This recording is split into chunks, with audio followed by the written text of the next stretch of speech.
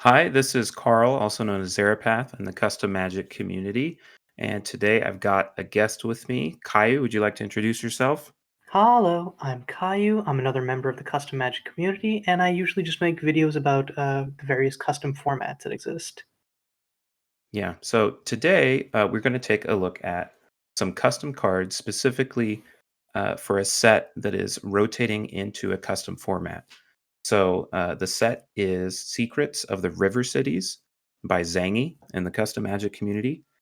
And it's going to be rotating into the custom standard format, which I've done some other videos on this channel. Kaiju has done a lot of commentary of matches from custom standard tournaments.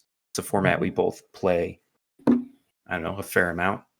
And this is an exciting set. I'm excited to talk about it and see what cards it's bringing. And so we got together. We decided we wanted to make a list of some of the top 15 cards we're most excited for. And we actually started with the idea of starting with top 10, but we found that we just had a hard enough time narrowing it down. So we expanded it to 15 Yeah, and and added even with the honorable 15, mentions. we still don't have enough. Like Yeah. the this set is chock full of exciting cards to the point where I think it would be best after you finish this video, definitely go look at the set spoiler as a whole and check it all out because it's just a Yeah. fantastic set. Yeah, for Yeah. sure. And it's really resonant. It's a really cool setting. It's a Noir setting, so that's very unique among Magic sets. But we're hmm going to be focusing mainly on constructed aspects specifically for custom standard. So probably talking about other decks and other cards that already played in the format, how we think it's going to shake things up. And Um, also some cards which can potentially um, make new archetypes of their own. yeah, Yeah, so let's get into it. So the first thing we have are some honorable mentions. These are cards that are mainly going to be sideboard tech, but introduce something new to the format nonetheless. And the first of these is Henry, River City's mayor, um, a 4/3 with vigilance, but the important lines of text are that he can't be countered and he taxes non-creature spells. So I think this is the first spell in a while in custom standard that has the "this can't be countered" rider. Um, that's true. Although Vestum had a couple, it has that land that when you play it, nothing can be countered for the rest of your turn. But that's that's hard fair. to.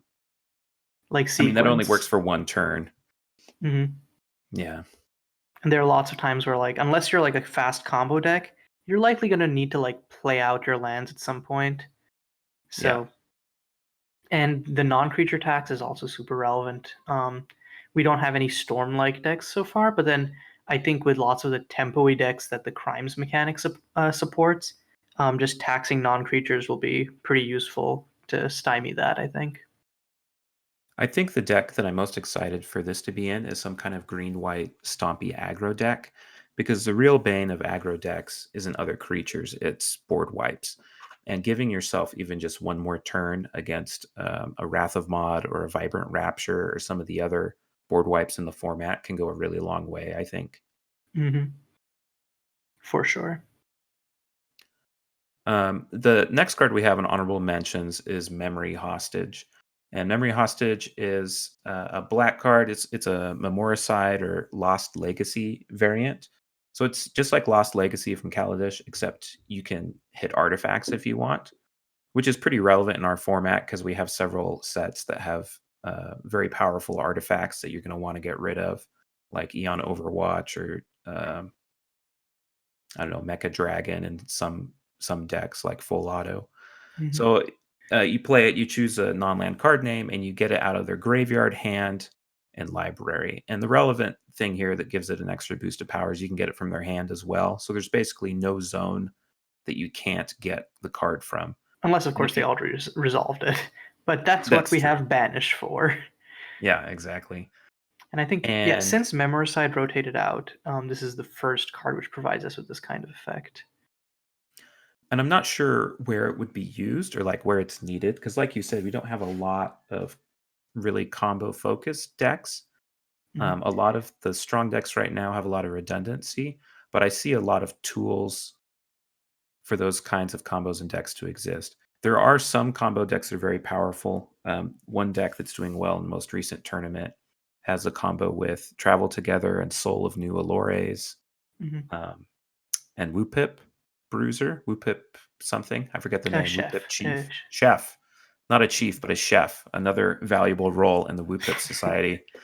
But you can name, since you can name an artifact with this, being able to take Soul of New Allures out of their deck could be very good to have out of the Yeah, and sideboard. I also imagine like the place where I most imagine this played is probably like versus something like a big blue, like a control deck which is running few win cons. Because if you grab Yeah. all Avatar of the Oceans from your opponent's library, sure they still have like Mirage Oddities and like Gaulani, but their main haymaker is Avatar of the Ocean. So you steal that and you pretty much can carry that into a win.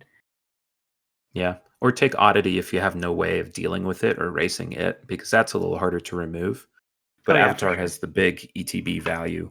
And I think they have just in terms of ratios. I think they just have more Avatar of the Ocean. But yeah. Yeah, that's true. That's true. Okay, so moving on to the last card in this honorable mention section, it's Impenetrable Vault. Um, and it basically just prevents ETB abilities from happening. It's a Torpor Orb, which you can also sack for extra value. And we have a card like this, Calming Dromorix, but it's only in white. This will provide essentially this type of effect for any color. It's also super valuable in this specific meta because we have almost completely creature dominated meta with lots of powerful ETB effects. So Yeah, I'm really excited for this for sideboard. This is the sideboard option I'm most excited for, just because, like you said, the ETB effects are really dominant right now.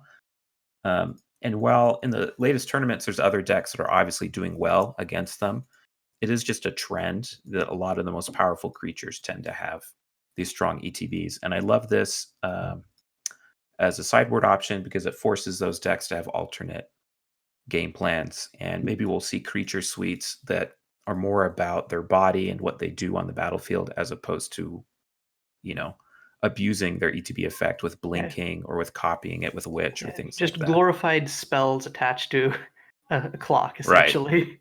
Yeah, yeah. But Spells on bodies. I also like the clue type line could maybe I don't know that it's going to be super relevant, but I could see it being interesting if like a dedicated clue deck starts existing. That's true. I don't think we have much. Like, there's a lot of strong clue cards because Investigate is a mechanic in this set and Secrets of the River Cities. But we Mhm. didn't actually end up putting them specifically on the list. But there's definitely strong Investigate and clue related cards in And the even if set. So it's I not could see specifically something like like that. clue synergies, we do have like Metropolis provides artifact synergies. Yeah. Scriptures of Urshot encourages you to run artifacts because of the civilized mechanics. So yeah, like I like the fact that like there are a lot of factors which are encouraging the inclusion of non-creature permanents. Yeah. Yeah. Me too. And I just love that it's a sideboard card that, in situations where you've cited it in, but for whatever reason it's no longer relevant, it can still get you a card back.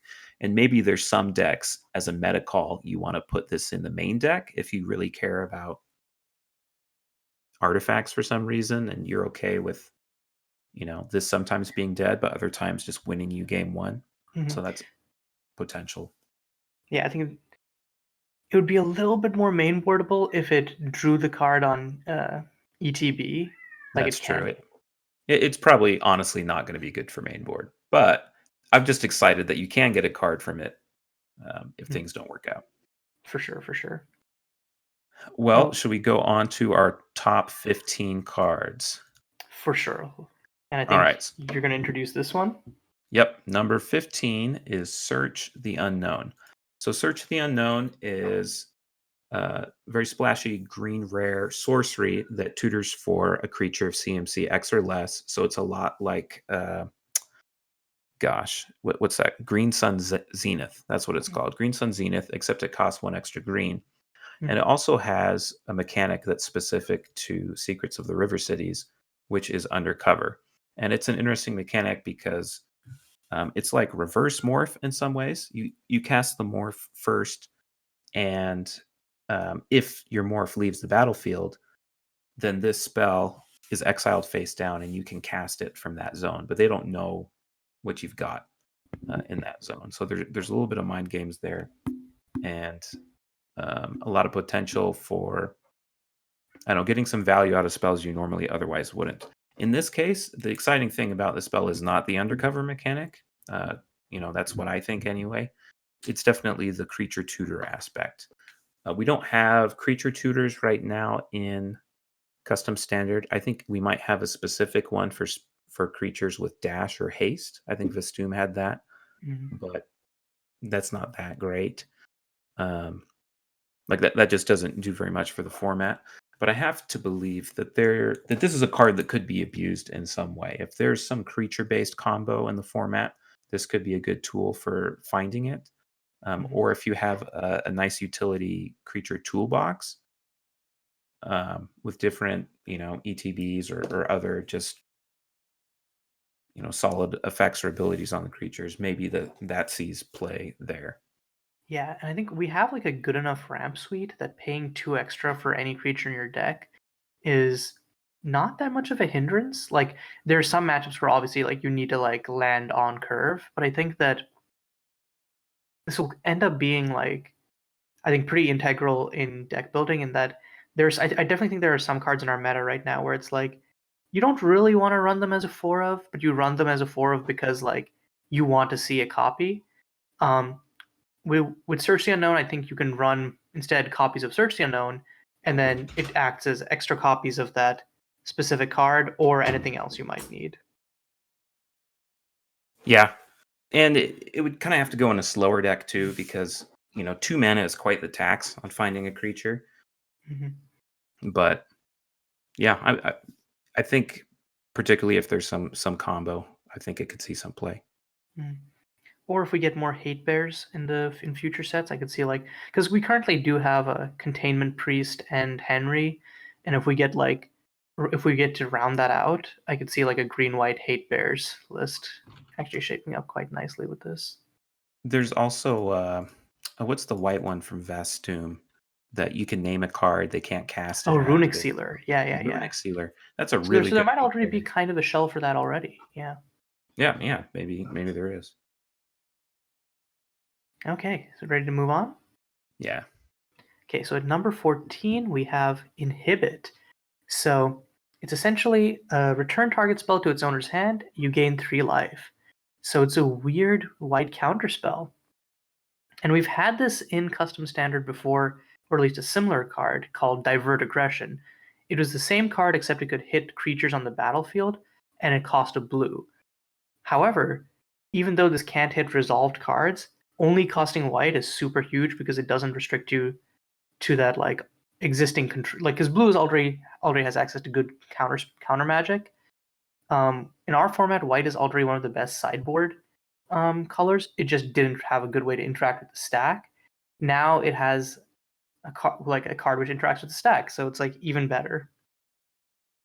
Yeah, I'd forgotten about Divert Aggression, but that's a good comparison. I kept trying to not break Divert Aggression, but use it in some like flash-based Bant decks, but it turned out that blue control spells or blue counter spells were generally just better. Mhm. I think this is a really interesting design choice for white. It makes sense. It doesn't really feel like too much of a break. It's definitely exploring some of white's space. Um, but you're right about interacting with the stack being kind of a weakness of white. And I think of one of the things that's pretty strong right now in custom standard is the card Dune Kite, Shimmering Dune Kite, which is a 5 mana creature with a powerful ability that it copies other creatures when you cast them, and the copies have haste, and it's often used for these kind of big bursty turns where you cast a Dune Kite, you cast a witch copying the copy of the Dune Kite, you end up with tons of hasty dragons. Mhm. And white would normally have ways to deal with creatures, but the fact that it's all happening in one turn is definitely a weakness, and having this as a tool could be really helpful. The other part I'm very excited about is the life gain, because this card is it's a tempo spell where you lose card advantage because they retain the spell and you just gain some life. And I think what kind of decks would actually want that? And one deck that I've been poking at for a while, but I've never really built successfully is this Life Bomb deck using a card from Metropolis, Theos Artine, who doubles all of your life gain, and he gives you a bonus if you have a ton of life. And then another set in Custom Standard has a spell called Water into Wine, which is the same thing, but a one-shot effect where, for 1 and a white instant, you draw a card and you can double your life gain for the turn. I think if there's a deck that can use all of that life or has more life gain synergies, I think this would be a good include in that deck, and definitely something that I'm personally going to test. I will also say, we mentioned earlier, like putting your opponent off a wipe for a single turn is super relevant for the aggro decks. So I could definitely see this being run in something like Rapture Rejects, where you're like, okay, because I think like people like versus Rapture Rejects, people will be like, okay, I will bring in like some bigger wipes or something, and then you're like, well, I also have answers for those too. So you can put them off wipes on multiple axes, and I think that's the way that aggro kind of has to be played in a format with Rapture. In some ways, it's kind of like a silence, right, on bigger spells, where, silence being the spell where you can prevent them from casting any spells for the turn, but it doesn't also gain you life, right? So this can delay them if it's an expensive enough thing they can't recast it, as well as give you a little bit of a buffer to keep surviving if needed. Oh, another interaction I do love with this is Inhibit on 2, and then you Runic Sealer whatever you inhibited on 3. Oh, that's cute. And then you kind of get that card at disadvantage back because you've effectively removed that card from their hand, even though you've put it back into their hand, as long as you can protect the Runic Sealer. That's For cute. sure. The next card on our list is for number 13 is Uncanny Woodghast. Now, this is a card that when I first saw it, I didn't really get it. I said, okay, that's cute, but what does that do? An Uncanny Woodghast is 1 and a green, 1/3 creature that has all activated abilities of all lands you control. And whenever I think of activated abilities, I don't think of mana abilities for whatever reason. I just, I'm in the pithing needle mindset, I guess. And so I was like, well, what activated abilities would you abuse with this? And I know that we have in the format some transform lands. Those were the biggest activated abilities I could think of. But this can't transform into those things because it doesn't have its own backside. Then I realized, oh, it includes mana abilities. So it's basically a mana dork that also has a lot of really other cool synergies and interactions. So here's just a list of some lands I was thinking of that are really cool with this card. So it's your 1/3 mana dork for 2, so already good. Think about Art Studio. With its Disgusting. Yeah, that's disgusting. Art Studio is very powerful in Harmony decks because it's a land that just gives you an additional Harmonize activation, which activates all of the synergies and abilities of your other Harmonize cards. Being able to do that twice in a turn is really good. Or think about fetch lands. So, if it's already acting like a land because it's a mana dork, you aren't necessarily going to want to steal your fetch land activation ability to go find a land. But if they try and remove your mana dork, you can, in response, turn it into a land, and they effectively blanking the removal because you're still up mana from that case. You're still ramping the same amount you were before. Other stuff is I could see this being used with something like Opaku, which is another creature land, or like there's also Shifting Sands, I think, both of which are creature lands, but ones that don't have the transform, and I think work well with this. There's also I think Atanis could work pretty well with this because I think the main problem with Atanis is getting up to 4 colorless pips, but then you can just use Atanis to pay for one of its own colorless, and then just have Uncanny Woodghast activate the ability. Or if you are full of wasted lands from your sand warps or what have you, you could do 2 Athanis activations in the same turn. Because another downside of Athanis is it's a bit slow. But that would really accelerate things, in the very late game if you have control of things. Yeah. And which you couldn't normally otherwise do because it's a legendary land. And then there's stuff like Buried Ruin, which you can, you could sacrifice your Woodghast to get an artifact from the graveyard to your hand, or Coral Barrens could be really devastating. Oh yeah, like reusing the non-basic hate lands. Yeah, that could be just insane. Yeah. Yeah, we're finding lately in custom standard that removing non-basic lands is very powerful. Mhm. And man, that's actually a crazy thought because I think one thing that people are having to do is run like land removal for those like powerful non-basic lands. But then you just have an Uncanny Woodghast, and then you're like, okay, in response, I'll just activate my Uncanny Woodghast, or like you just Yeah. like you don't get to keep the land, but then you just get to like be like, okay, I've already gotten so much value off of just having this land around that I don't quite care about you removing it, Yeah. Yeah, especially it since I'll makes just it get another soon. exactly. It just adds I guess some redundancy or some resilience to your utility lands, and Mhm. also some room for some really cool plays later in the game or in the mid game if you've Yeah. got, the mana open or you don't draw other spells that you want to cast.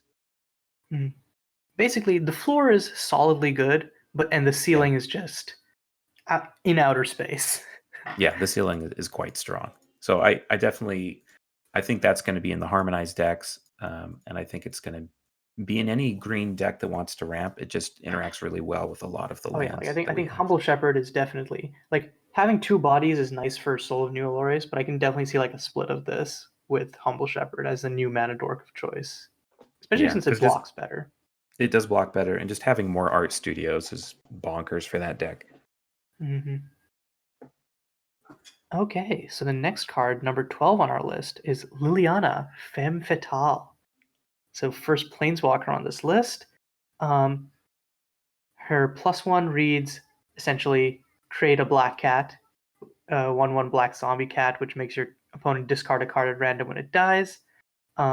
She can also -3 to essentially what's the name of that card? I don't remember which one is sacrifice a creature, return target creature card from your graveyard to the battlefield. I know victimize is sacrificing 2 creatures, but I forgot what the Well, sacrifice there's one is. return from the underworld, but that returns the creature you sacrificed as well. Hmm. So I'm sure there's a card like it, but I don't know exactly what the name of it is. Hmm. But yeah, I think Liliana's cool, just because ever since we lost Sorin from rotation, we haven't had like a big top end Blackwalker. Um, and Liliana sure delivers. I think her lack of a removal ability definitely hurts, Yeah, but one thing that's been theorized is there's 2 things. One is with her, there's now a perfect black planeswalker curve from that's 2 to 5. So you have the that's black true. Super Friends gang. And also with a sack outlet or with Eli, who's our 3 mana black planeswalker, you can keep +1ing her and then on your opponent's draw step, forcing them to discard what they drew by killing your zombie cat. So you can just once you have your opponent empty-handed, you can lock them out of the game, which is really powerful. Yeah, and yeah, that's very powerful. My only thing about Liliana is, a +1 that creates things that will eventually make them discard cards. That is coming kind of later in the game. When you're casting your 5 mana walker, they often don't have tons of cards in their hand at that point Mhm. of the game. But it is nice that she can also do a reanimator spell impression. So if you're in a deck that has other reanimation stuff going on, as well as some creatures, this is a nice value card that you can add to your reanimator decks, because a lot of times reanimator decks are kind of bursty and like you either do the thing or you don't. But Mhm. having this other engine that can be a reanimation spell, but also just provide you some value, maybe give you some blockers, um, is good. And if you're curving this out from the other black walkers, they do have ways to kill things. So it's not like, you, I feel like a deck with Liliana would have many other ways to be able to kill stuff. Mhm. For sure.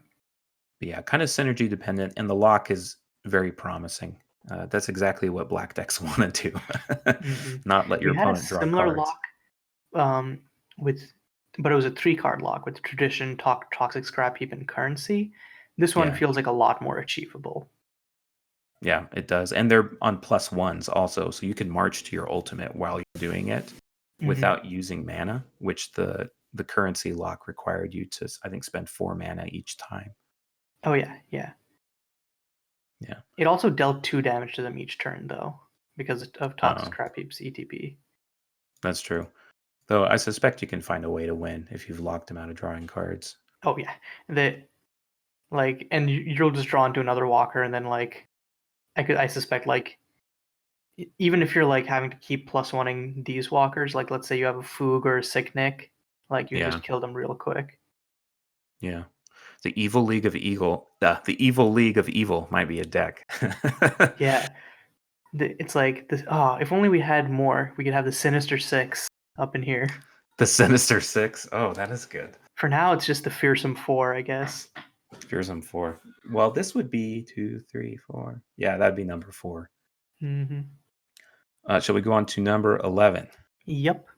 Okay, number 11 is Ensorcellor. I'm almost certainly mispronouncing it, but it's 5 mana, 2/3 creature with flash, and you gain control of a creature for as long as you control Ensorcellor. And so this is a lot like Hostage Taker, except you can't recast the thing, but it has flash, which is a huge boon in its favor because, I mean, I think Flash is just generally underrated, particularly in constructed formats. That level of interaction, you can respond to what your opponent's doing. If they have a big hasty creature or some bursty creature-based combo, that can stop that as well as giving you the value of the creature. And it's nice, you do have to protect your Ensorceller to keep control of that thing. There will be some games where you get got, they remove your Ensorceller and untap and crack back with the thing that you hadn't been counting on with your combat math. But blue is also one of the best colors at protecting its creatures with counter spells and things like that. And it's also a color where I could see you running this in a deck that doesn't run many other creatures, and so opponents might side out their removal, and you bring this in from the sideboard, and it can go a long way for you. I think we have good control win cons right now, but the flash just puts this over the top for me because you let them tap out for something, end step flash and Ensorcellor, then you just untap and have counter magic to protect both till the end of time. Yeah. Exactly. Having to tap out for our current win cons can be fine if you have Sand Warp, but then if you stop having Sand Warp, it becomes very risky to tap out for our current control win cons. I think, this is the first flash control win con, which I'm I could definitely see this. So I hadn't even been thinking of this as a win con, but I think you were right, particularly against creature decks. Being able to hold up, say, Epic of Ekabram, on turn 5 or 6, and then if they don't cast something you want to counter, usually I'll be like, okay, I guess we'll draw 3 cards. But it's even better if you can do this and take their creature, and suddenly you're on the beatdown with an Epic of Ekabram backup to protect your Ensorcellor. So that could be really only good. Problem with Ensorcellor is that its base body is not great. So if they don't have any creatures that you want to take, that's true. In the control mirror, this suddenly starts looking a lot less attractive.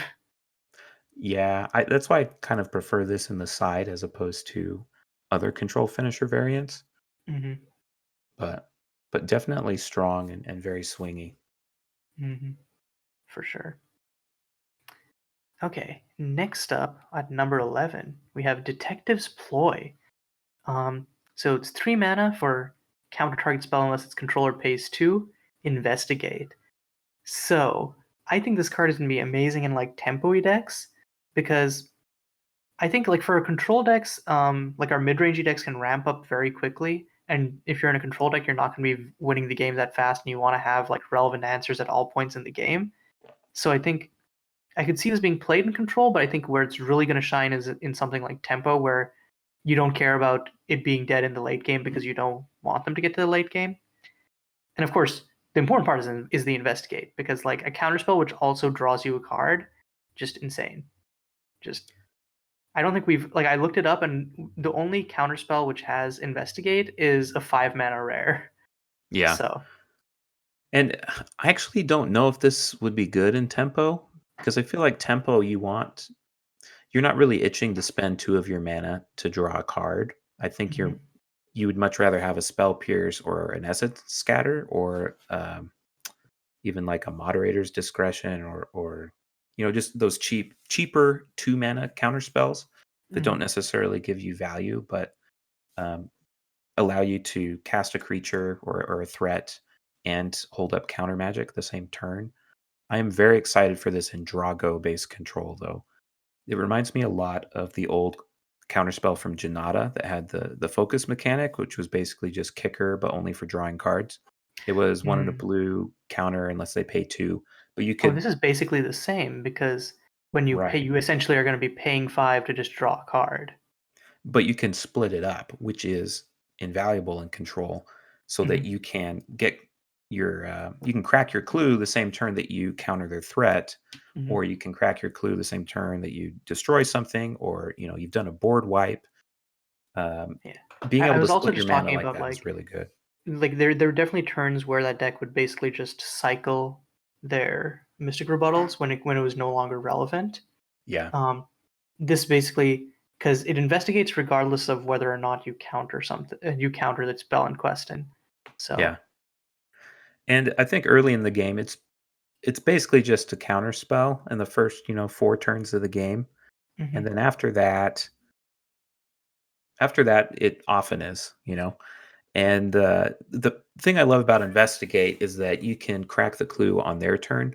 Metropolis has a lot of cards with upload, which do something similar, where you can pay 2 mana to get a card back that you've stowed away using the upload mechanic, except that you can only do it during your turn. And the fact that Investigate allows you to do it on their turn means it's much more suited towards a Drago control. And I just think control decks that also give you the card back is just not control decks, but counter spells that also give you the card advantage is just an amazing combination out of one card.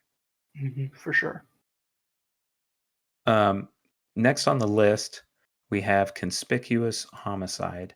And when I first saw this card, I, you know, I was almost annoyed. I was like, that is too good. This card this is not the correct rate for this effect. Mhm, And it's just 1 black mana sorcery, destroy target creature. That creature's controller investigates.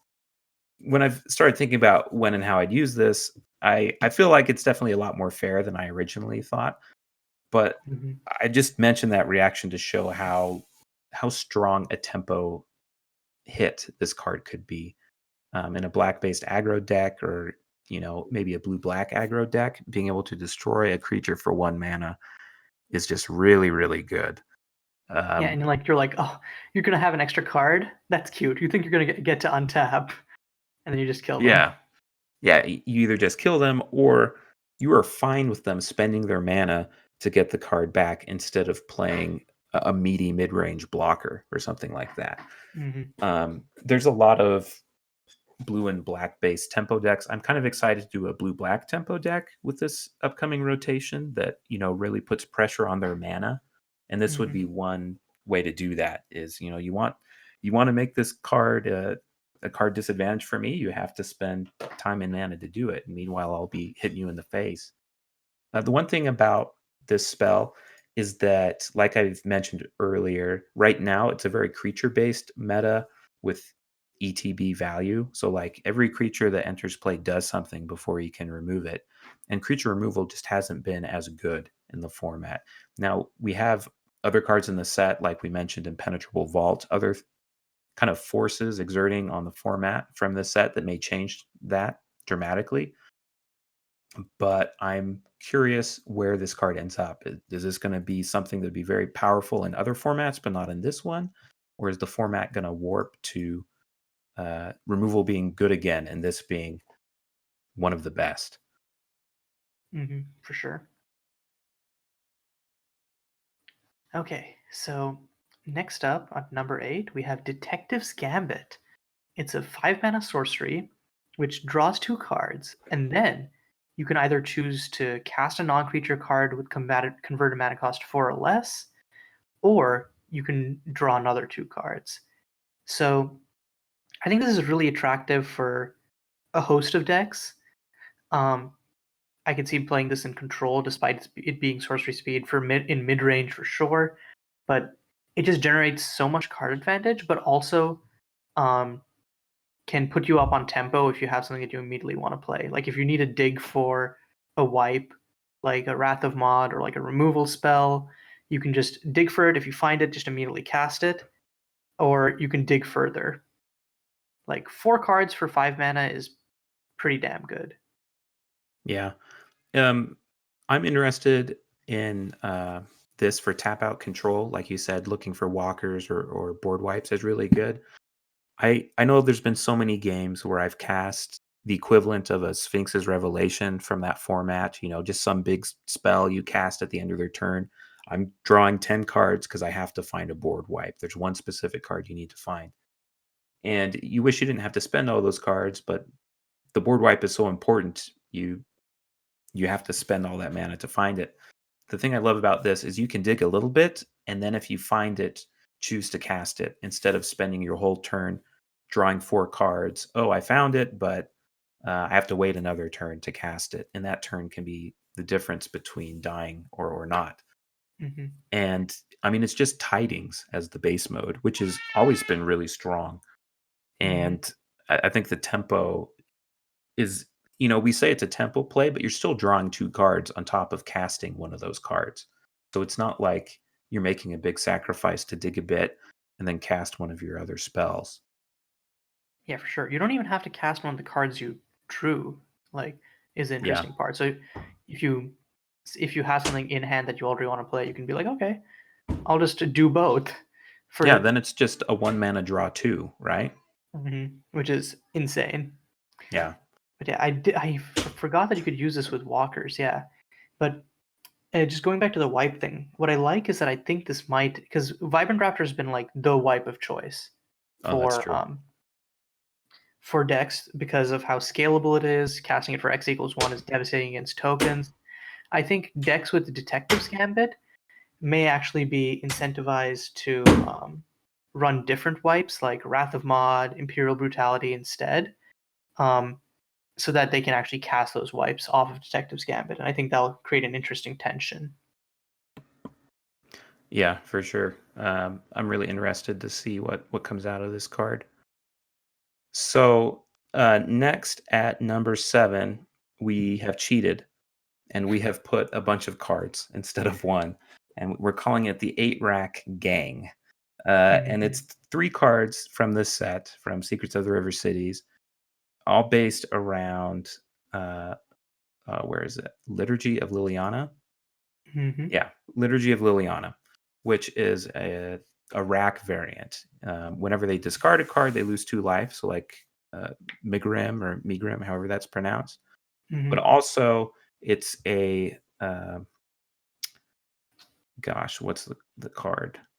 It's not the rack, is it? But it's Shrieking Affliction. It cares if they have 1 or fewer cards in hand on their upkeep. They'll lose even more life. So it rewards you for making them discard, and it rewards you for them having a low hand generally. Yeah, and you would expect like a card like that, which combines like 2 powerful effects, to be like more expensive. It's 2 black Yeah. mana. You can very easily like play this early in the game.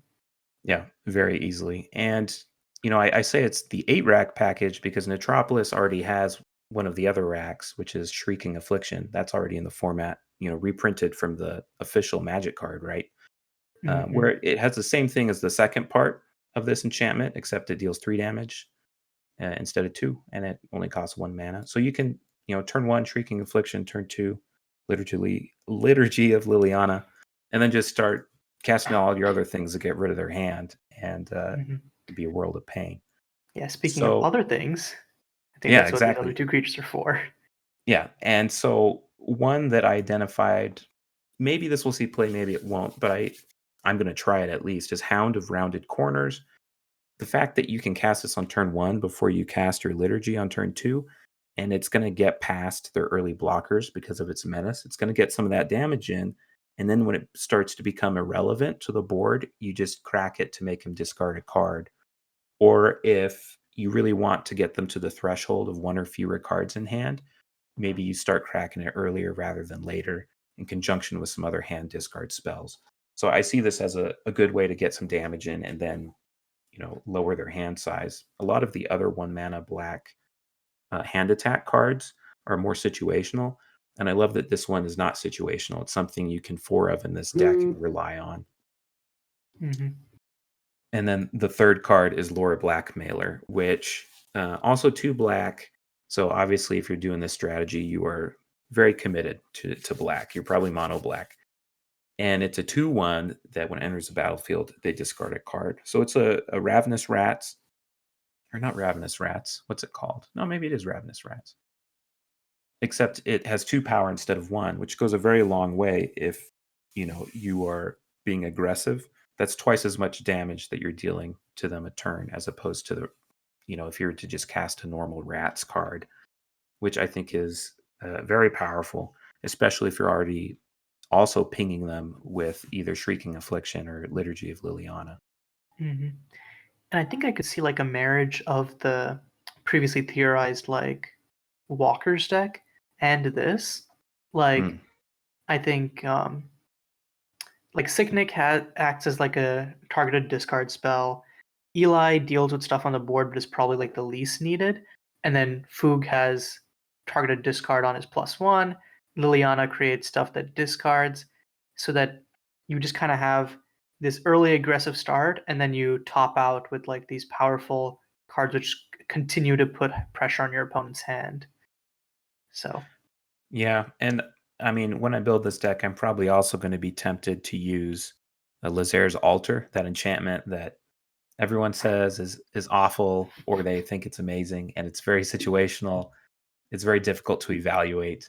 But I think in decks where you're removing their cards from their hand every turn, if they're not drawing many cards, you can, you're okay with giving them extra mana to cast cards that they don't have anymore. mm-hmm.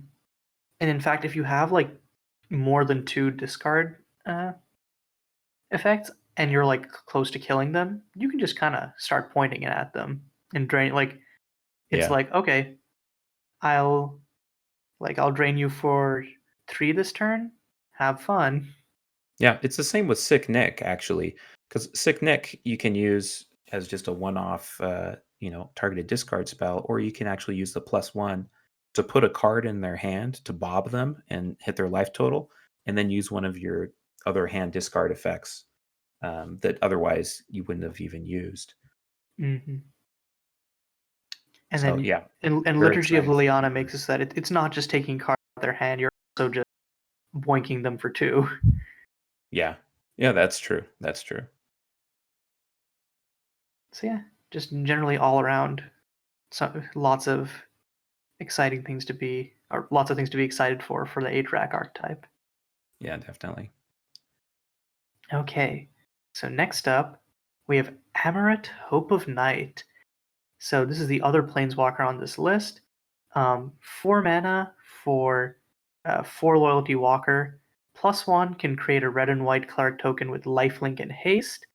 Has a static which turns them into a 5/5 if you have 6 or more loyalty counters, and also has a -X where you can essentially lightning helix for X damage. So I think this will be like really powerful in like our current tokens build, or just any sort of aggressive build with white in it. Um, because the turn after it comes down, it turns into a 5/5 as long as it doesn't lose any loyalty. Um, being able to act as like a ping for 4 burn spell in the to like give you reach makes it a great top deck. You can also just like lightning helix and then have it stick around as like a token generator, which is pretty fine. Um, the fact that it creates cleric tokens also has incidental synergy with other walkers. So I could Oh like yeah. Helena. So I could see like a more mid-rangey build with Ameret. But yeah, there's just like there's surprisingly there's like a surprising amount of like utility for a card that only has 2 loyalty abilities. Yeah, well, the static is a heck of a static ability, right? I Mm-hmm. mean, the fact that it can put so much pressure on a deck that's not putting pressure on Ameret is really, really strong. So against control, this is very I mean, that's quite a clock, right? It's flying and indestructible. as well as generating other threats. But in other situations where you're on the back foot, being able to remove something and gain life and keep a walker around is very good. Mm-hmm. Just being able to switch from, you know, one kind of strategy to the other is the thing that I find most intriguing about Ameret. Like maybe there's a Jeskai mid-range build that uses this and Detective's Gambit, where you can find this with Detective's Gambit, remove their tempered Ankulum, gain 3 life, keep your Planeswalker, and start creating more bodies to block Ameret, and then or to block for Ameret, and then later win the game with her evasion and indestructibility. It just And seems God, like a having very lifelink on versatile declared card. tokens is also just insane. Like, I really think that this is like another card which could act as like almost like a must play for aggro, just because of how much it breaks the aggro mirror. It's also expensive Oh, at 4 for aggro, but I think that our aggro decks have been tending a little higher recently, anyways. So for sure, I could definitely see this being played. that's true. And one thing about our aggro decks is there's not really a lot of incentive to be anything other than red because red just has such a tight, consistent, aggressive package. Cough, But unproven hatchling, cough. yeah, Unproven Hatchling is just such a great explosive reason to be in red. And it does best with creatures with haste, which you will only find in red. But cards like this that can break the aggro mirror as well as applying a lot of pressure at the top end of an aggro deck make me wonder if we'll start to see that splinter off a little bit into a red white aggro deck, or like I said, in a mid range shell, or maybe even I don't know if you could see this in control, but it definitely has the versatility to be in a lot of different strategies. Mhm. I mean, it has removal and it has life gain, both things that control decks generally like. Um, Right. yeah, like I don't think control is like the obvious place for it, but it's definitely like a possibility. Yeah. So number 5, we have Mafia Capo, which is an interesting creature with a very interesting mechanic. The crime mechanic, I don't think we've talked about that yet with Secrets from the River Cities. It's a batch word that cares about either you casting a spell on an opponent's turn, so an instant or a card with flash, or dealing combat damage to your opponent. So this Mhm. card, when I first saw it, I wasn't wowed by it. Like I understood it had some potential, but then when I realized it's essentially a young pyromancer in black, as long as you're casting instants, I was like, oh, that's really good. But in addition to that, the one ones you create, if you create this swarm of one ones by storming off or casting a bunch of opts and removal spells or whatever it is you're doing on their turn, having all those one ones makes it easier to commit more crimes on your turn because it's hard to block 4 1 ones and prevent any of them from dealing combat damage. So it's kind of self-feeding in that way. And it's easy to slot into aggro decks, right? Like just creating additional 1 1s for dealing combat damage to an opponent is good. And as we'll get into later, you can commit a crime twice on your turn, not just in the normal combat damage step, but also in the first strike combat damage step. So if you've got some first strike in your aggro deck, you can create multiples of these on your turn, then maybe burn them, or cast some other instant spell on their turn to get more 1 1s. So I think this has a lot of potential. People were talking about it for Custom Eternal, which is a format based not just on Custom Standard, but sets that had previously been in Custom Standard. There were a lot of good, really good instants in Custom Eternal that would go well with this and create an interesting deck. Mhm. And I think, like at first, I was like, well, we already have boiling outflow as like a token producer, but then Yeah, like as soon as you start being able to create two or more tokens per turn cycle, this starts becoming like a lot more interesting. yeah, And being able to turn on like, because if this comes down turn 2 and your opponent like doesn't have a turn 2 play, which like I guess they're like spore flow protectors and wall of mysteries in the format, so it might be harder to like get that to happen. But if your opponent stumbles and just get to swing in and trigger it by himself, that's huge. yeah, Um, and I think yeah, like versus control, like stuff like Spore Flow Protector and I forget what the red one from Metropolis is. Hunter Seeker, like just threats which grow on cheap threats which grow on their own, um, are have been like super helpful against control decks, and this gives black access to something like that. Yeah, that's true. A lot of Black's cards don't generate that kind of onboard value over time, and this definitely can do that. Hmm. But yeah, I think Boiling Outflow is going to be like struggling for space with this. I think just because enchantment is more difficult to remove. Boiling Outflow generates its own card advantage as well, and Boiling Outflow being an enchantment means that it has synergy with the civilized cards. That's true. And there's also in red Minister of Zealots, which it doesn't care what else you're doing. It gets you a 1/1 with haste every turn. Hmm. The problem is they will often not stick around unless you also have instants and sorceries, Yeah, and it the doesn't care unfortunate part about with you Minister casting of spells Zealots on is their that it turn. has anti-synergy with all of the crime cards because you have to cast your instance on your turn. But Yeah, like, to keep them alive. That's a good point. I hmm, was just thinking, I wonder if there's a deck that uses both of these cards to create, using instants to create a lot of 1/1s. But you'd have to cast them on your turn, so then you wouldn't be committing crimes. Yeah, hmm, that is unfortunate. yeah. But definitely an exciting, potent card. Hmm. Speaking of exciting potent cards, we have number 4 on this list, Citywide Restructuring. Another card with undercover, but I think the real strength of this is the fact that it's just straight up planar cleansing, which is a card that many people have been asking for a while because of the aforementioned strength of non-creature permanents. Um, we have lots of strong enchantments and artifacts, and it becomes difficult for once they're resolved for like control decks to cleanly answer them. Citywide Restructuring gives decks that answer.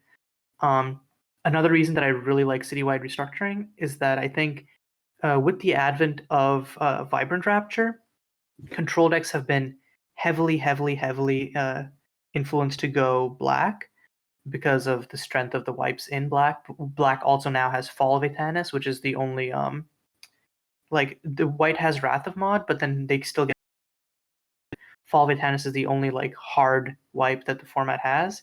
Now with Citywide Restructuring, white has a hard wipe of its own and one that is arguably better in how wide and like how widespread it's able to hit as like what I'm trying to say is that it hits all targets, even non-creatures. So Yeah. so I think One this will thing like about well, go ahead. I was just gonna cap off by saying like, I think this will trend control decks back into white. Yeah. One thing about custom formats is we don't have the same amount of foresight and coordination as Wizards of the Coast has. And so we get into some weird pockets between set rotations where we realize, we don't have any way to destroy all non land permanents. And we have all of these sets that care about non land permanents, all of the artifacts and enchantments that generate value. So, you can wipe a board, but because they have fetch lands and protect the farm, they can immediately make 8 more 1/1s at the end of your turn, and it just feels stupid.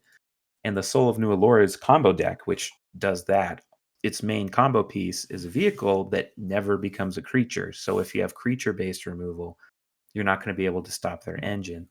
So having something like this is just such I mean, it's been such a hole in the format, and it's so good to have it now. I tried running a Jeskai control deck in the last tournament, and the Harmony combo deck just kind of manhandled me, and I felt like I couldn't really do much about it because my board wipes didn't reset nearly anything. It didn't put him back at all. Whereas something like this can remove the engines, just remove a lot of stuff, and Like the yeah, aforementioned boiling outflow, stuff like that.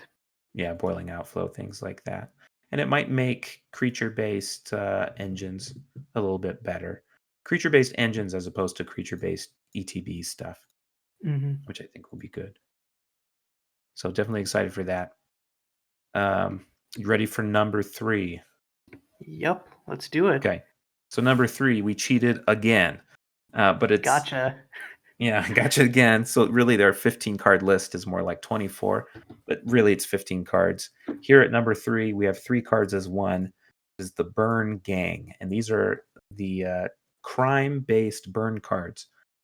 We talked about the crime mechanic. Let's take a look at Cartel Muscle. Whenever you commit a crime, it deals 2 damage to each opponent. So you see this, it's doing kind of a gutter snipe impression. You think, all right, if I cast instants and sorceries, deals 2 damage. Gutter snipe never quite got there in real standard, probably wouldn't in custom standard. But it's not just instants and sorceries, it's just casting spells on an opponent's turn. So in some ways, it's a little bit worse. I think the 3 toughness actually goes a long way because it allows you to stop some aggression. If you're in some kind of aggro mirror, it goes a long way towards blocking their aggression. But committing a crime also, as we've said, is dealing combat damage on your turn, which brings me to Vigilante Firebug. This doesn't say crime on it anywhere. I mean, all it really does is it's a 2/2 beater for, red, has first strike, prevents life gain, which is a good effect to have in red, particularly if you're doing a burn deck. Yeah, notably, our only life gain prevention card was in black before, so this is huge. Yeah. It has kind of a hate rider there against casting things from Graveyard or Exile, which I don't think is really a thing in the format right now. It might be relevant. I don't know. But It's meant preventing to life hit, I gain's think, really like good. undercover cards. The graveyard part would hit stuff like Tradition, which doesn't exist right now for the most Oh, that's part. true. Yeah, Mhm. but it could be relevant in some matchups for sure. But the thing I love about it is preventing life gain, but also the first strike means it deals damage before the normal combat damage step. So if you're attacking with a Cartel Muscle and a Vigilante Firebug, Vigilante Firebug deals 4 damage, Cartel Muscle deals 3, essentially. And then Mhm. something I noticed when looking at these cards is a lot of our burn spells are instant speed. And so doubling up the damage of your burn spells with Cartel Muscle is really good. Uh, the third spell here in this group of cards is In this Violent lineup. Outburst. This lineup, Violent Discharge, not Violent Outburst. That's a real card with Cascade. No, this Mm. is Violent Discharge, and it's essentially Lightning Bolt as long as if you've committed a crime. And if you haven't committed a crime, you can still cast it for a really expensive Lightning Bolt. But most of the time in this deck, if you've got this package, you've probably cast a shock or a hired hit, or you've hit them with your first strike creature that's hard to block, and Mhm. the damage can just really start to add up. Yeah, and like what I like about this is it reminds me a lot of Kalameet's Gaze, which was something which Yeah, it was a 2 mana red sorcery which dealt 4 damage to a target that had already been dealt damage that turn. It was a great way to for burn decks to cheaply get reach. Um, yeah, Violent Discharge is like that, except it's not just dead in your hand if you draw it. Like if you top deck it. which is a Um, big difference. Yeah, like the problem with Kalameet's Gaze is sometimes you would be like, oh, okay, they're in 2 life, but they've run me out of cards. I just need to top deck some burn spell, and you hit Kalameet's Gaze, and you're like, well, GG, never mind. Yeah. Yeah, you couldn't run 4 Calameet's Gaze, but you're definitely running 4 of this, and the fact that burn is so redundant generally, like, Hmm. it almost ensures you're gonna be committing crimes. It essentially becomes Lightning Bolt, and there's, like I said, there's shock and hired hit at instant speed. You can splash into blue for, like, short circuit, which, Hmm. is like a shock that also, uploads a card for you to get some card advantage as well. So I just think that burn could be real. I've tested the deck a little bit, and it was pretty good, from what I've seen. So definitely something I'm gonna be looking at. I am looking forward to red being something other than just, unproven hatchling-based aggro decks. So hopefully this is something that comes about, but, I mean, first signs are good. Yeah, like Cartel Muscle, it's so nice that it's something that encourages a burn route. Of course, it helps straight aggro, but it encourages a more burn style playstyle rather than our completely creature based aggro decks that we've had in the past. That's Yeah, super nice. Um, and one quick note before we move on is that I think that the 3 toughness is nice because it allows you to, like you mentioned, defensively, but also you can just swing in with it, and if they can't kill it, you can force them to block. Um, and if they don't finish want the them with a crimes trigger. shock or something. Yeah, yeah. There are lots of situations where you can likely take out bigger blockers or just bolt them each turn, and they're forced to make that decision. Because like Yeah, we have like lots of good 4 toughness blockers, which this plus a bolt would definitely deal with. for sure. Yeah. But yeah, okay. So moving on from the Burn Gang, we have our final little cheat here. It's the Eldritch Gods at number 2. This is a semi-cycle of large triple-weighted Eldritch boys, or Eldritch blah, blah, blah. They all have the rider of you can cast them from your graveyard by discarding 2 cards, and they all generate card advantage in some way to make that more possible. So I think I'll take Nrom, and then you can talk about whichever one you want to talk about. But I want to Okay. talk about Nrom first because, in addition to having a really fun name, Nrom is also a straight up Gristlebrand variant for 7 mana. 9/6 lifelink, does not have evasion, but you can pay 3 life to draw a card. Um, so I think this will be pretty huge for like cheatsy type decks. We definitely still have like World Elemental as a better cheatsy target, but just being able to like play this, draw a bunch of cards, recoup the loss with like the lifelink. I think it puts Reanimator back on the table. It especially since if it's like a Reanimator spell like oh, not Reemergence. There's another Reanimator spell which like sacrifices it rather than returning it to your hand. You can be like, okay, I'll just cast it in the late game Mm. once I have enough mana. So I think Nrom is just face value attractive for any sort of cheating cards into play strategy. Yeah, and I mean, something to mention about what makes all of these cards work as a cycle is that you can cast them by discarding cards to cast them out of your graveyard. And I love graveyard mechanics, and I've always wanted some really strong graveyard decks to exist in custom standard. I mean, it's never really come together, but these give me some hope that there's can be some value based graveyard deck, Yeah. and Tradition was maybe kind of a graveyard deck, but it was more of like a one. It wasn't really a graveyard deck in the like it wasn't like multiple cards coming together for graveyard synergy. right, It was just tradition good and it's self-enabled. yeah. I think Naram is most likely to be good, like if Grizzlebrand is any indication. But um, yeah, very exciting. I think Reemergence might be good because being able to swing with it the same turn that you reanimate it to give you that life buffer so you can start turning your life into cards could be really good. I just kind of want Reemergence to be good again because that was one of my favorite decks. But Mm-hmm. yeah, a lot of different things you can do with that. Tetha League is the one that I would choose next. Tetha League with beautiful tentacle quarantine beard that needs to go to the barber soon. But Tetha League is interesting because this is the one that I can see myself casting from hand more than the others, as opposed to cheating into play somehow. 6 mana is not a lot. Like those are some of the splashier, more game-winning plays in custom standard right now. Same mana cost for like full automation or that 6 mana combo sorcery in um, SOU in the Scriptures of Urshad. I'm trying to think of what you mean. Which color?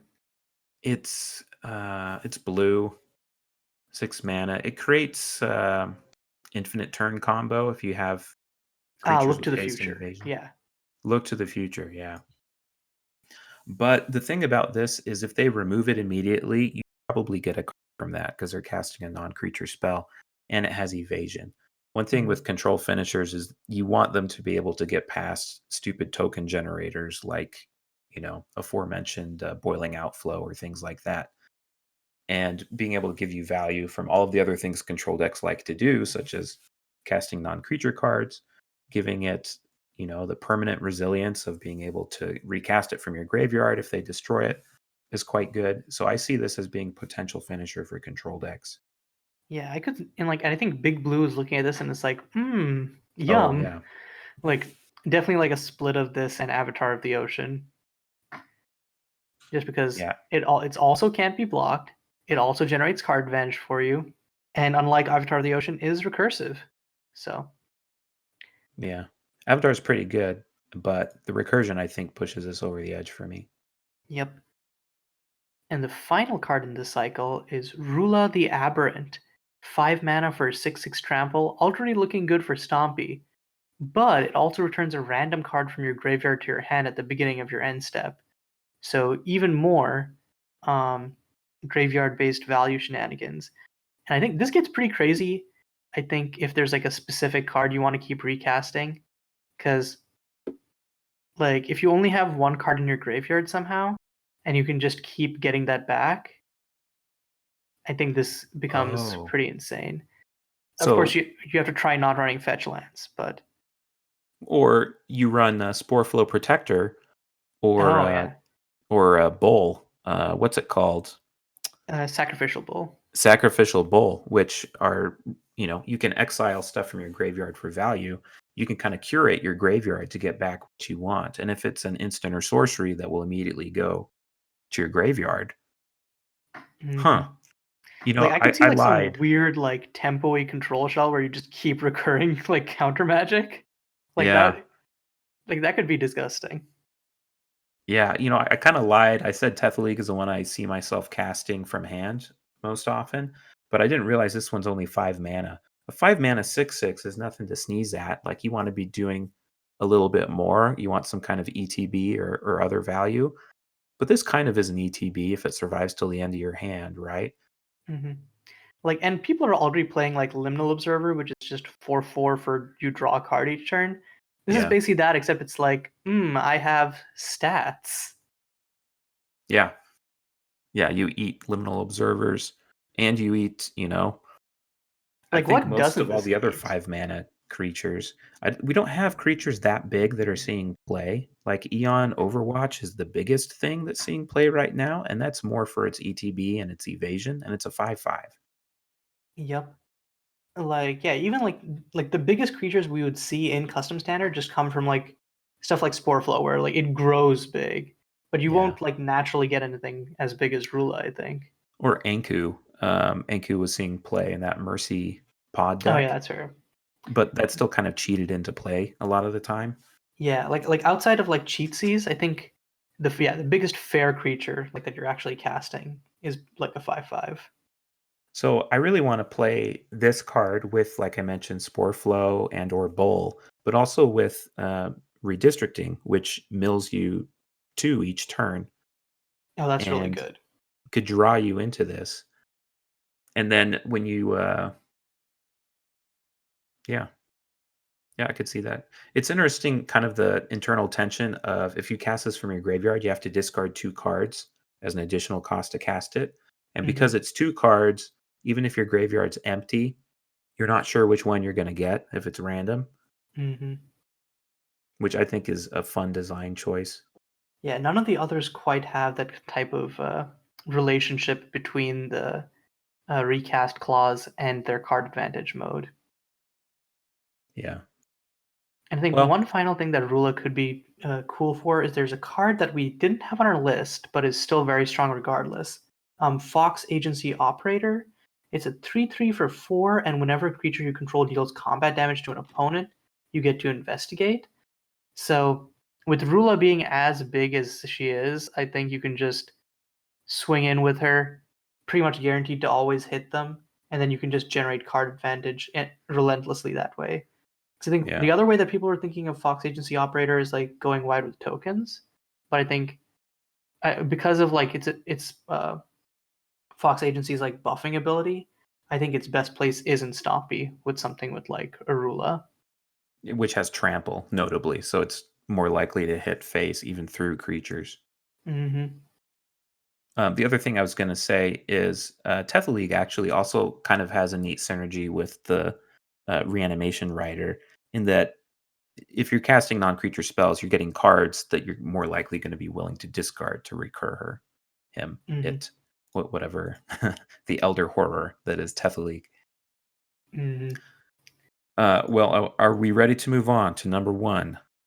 Yep, the big So one. the big one, Okay, drum borrowed roll. time. Well, I already said what it is. So, Oh, whoops. well, See. Yeah, go ahead. Oops. Well, number one is Borrowed Time, which is red Time Walk. It's hmm 2 red mana, sorcery, take an extra turn after this one. Uh, which This is is so amazing. insane. This It's is so like, good. because usually these types of effects, like they just straight kill you, but you get another turn. Like you play That's out true. your extra turn, your opponent gets a turn, and then you die. But like whatever. Um, Yes. It is worth mentioning that you do have to exile all but the bottom card, but I can which is still see like ways that you can play around this. Like if you have cards in your grave, if we like I don't think we currently have like an elixir of immortality, but if we did, oh, then you play this with an elixir of immortality, and I think you would probably create piles that way. Like you just I've elixir of immortality plus borrowed time, and then you'll probably lose some cards each time, but then you eventually just get into like a pile where you can just keep elixir of immortality itself in plus borrowed time. yeah. Like once you get down to 2 cards in library, that sounds pretty disgusting. I was thinking, I bet we do have that effect somewhere. I searched Shuffle, graveyard and shuffle, and I couldn't find any cards in custom standard right now. shuffle, graveyard. Oh wow. Um. Oh no, we got in. Wow, we have it in the same set. Actually, throw off the trail. Oh, word. Okay, I didn't check in. I didn't check in SRC. I just checked in. What is throw off the Yeah. trail?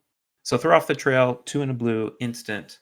Choose one. Change the target of target spell with a single target. There's a lot of targeting in that. Or any number of target players shuffle their graveyards into their libraries. Boom.